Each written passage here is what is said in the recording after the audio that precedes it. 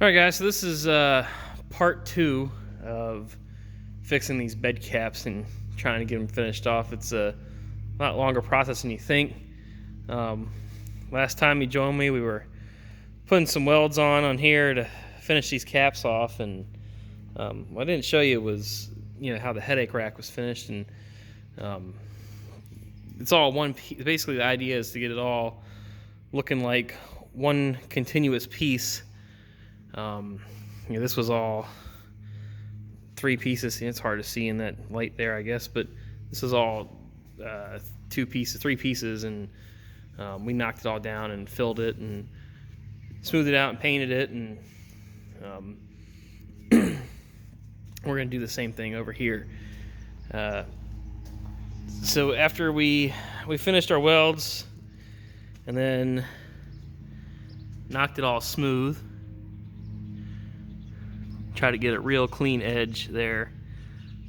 Again, trying to make it look like one whole continuous piece. But when we do this, we end up putting some divots and pockets in it from the grinding wheel and the sander and whatnot. So we want to try to get this as smooth as possible. We don't need it perfect. It's a work truck, but we're going to go ahead and put some fiberglass on here today to get this more level, so when you shoot paint on it, you don't see the divots from the grinding wheel. So what I like to do is take a piece of cardboard and cover it with body filler, and that makes a non-porous, easy mixing surface. You can buy a mixing board, you can use wax paper. I have found this to be a much better solution. It lasts longer, it mixes better because you're using the same substrate, and it's infinitely reusable. You just knock this down and you can remix after that. Now we want to use fiberglass on this because fiberglass is waterproof. It'll basically seal the metal in, seal the weld in, so water can't penetrate and rust this out. Once this is finished and cured, I'm actually going to come back on the inside, and we're going to run some seam sealer around, some automotive seam sealer around the inside, and that'll keep moisture from attacking it from the backside as well. It just makes your welds and your seams last much longer, especially out in the elements. This truck's going to get used, so and I want to clarify that this is not a $100,000 show car here, so the techniques and the things we're using here may not be the most perfect or perfection type of way of doing things, but it's good enough for this, and it's going to be perfectly serviceable. The idea is to keep this serviceable and not worry about banging it up too much all the time.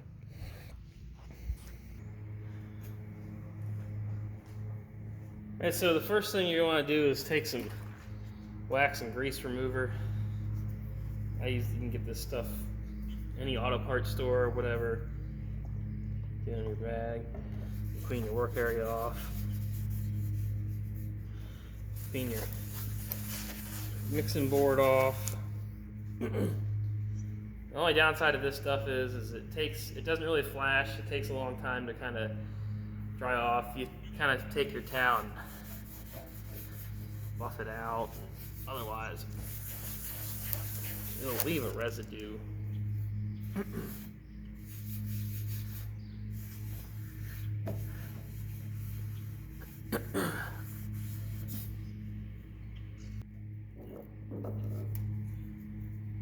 Now, of course, when you're doing this, especially when you're sanding your metal and your filler board down and all that, you should have a mask on and some gloves on and probably some eye protection. So I'm going to do the right thing and just not do any of that.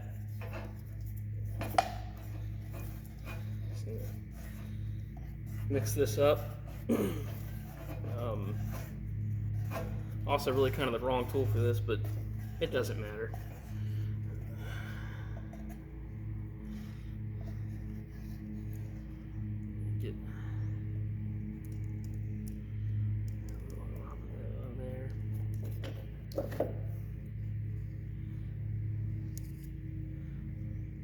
That's way too much, but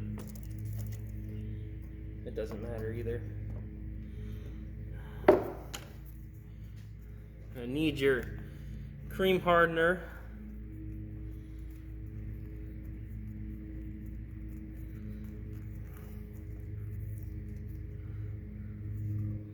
And just run yourself a little bead. Let's find the run yourself a bead all the way across the width of your pile there, and that's probably enough. You take your mixer, and you want to fold this. If you try to stir it, you'll put air bubbles and air pockets in it, and then you'll get pinholes. You're gonna get pinholes anyway, but yeah, lessen the amount of pinholes you're gonna get.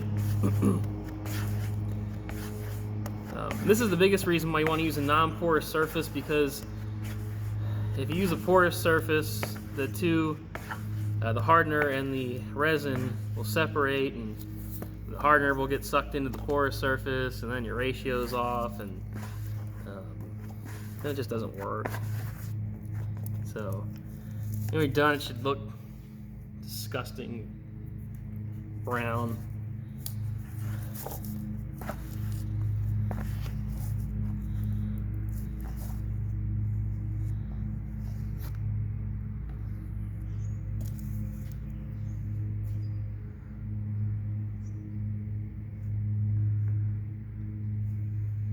You just want to keep good, light, steady pressure across there.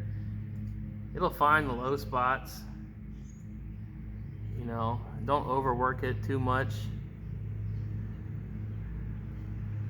You want to go past the area you're trying to fix or fill, because you need room to cut a nice feather edge in when you sand it. That's actually pretty good. I'm impressed with that. And clean up your excess. That's good enough. We'll smooth that out and do the other side real quick. Now we actually put a little too much hardening in there. That's already set. I didn't even make it over the other side.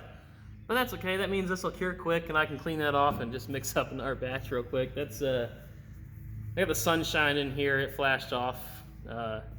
You'll notice it turns to. I mean, that was less than 45 seconds, guys. But as soon as you notice that stuff hardening up, you just gotta stop. Don't even try to put it. Don't even just stop. Scrape it off. Mix up another shot.